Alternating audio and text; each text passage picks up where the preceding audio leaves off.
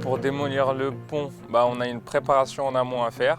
Exemple, le pont qu'on est en train de démolir actuellement, c'est l'ouvrage 161, 159 et 158. On a commencé la démolition le 26, mais 2 jours avant, le 25 novembre, tôt le matin, on protégeait la voirie parce que le pont il était sous des voiries existantes sur lesquelles on circule.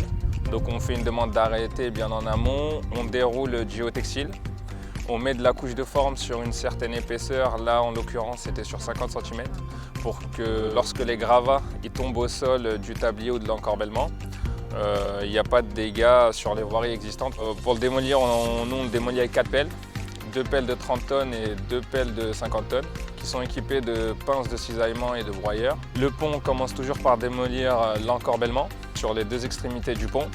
Dès que les encorbellements sont tombés, on commence à croquer le tablier.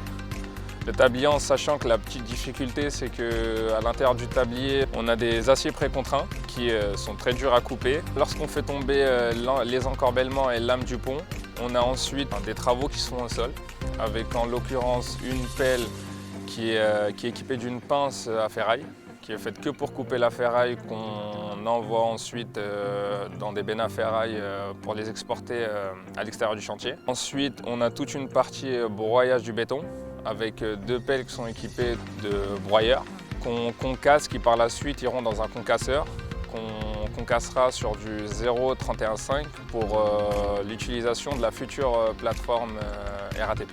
Les matériaux, tout ce qui est ferraillage, on a plusieurs bennes à ferraille qui viennent sur site. On fait beaucoup d'échanges qu'on exporte à l'extérieur. Donc pour les événements à suivre, nous allons démolir les piles qui sont situées sous le tablier que l'on démolit actuellement.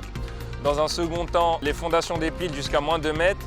Et ensuite, nous allons continuer les terrassements et la demi-travée du pont qui se situe côté bretelle à 3.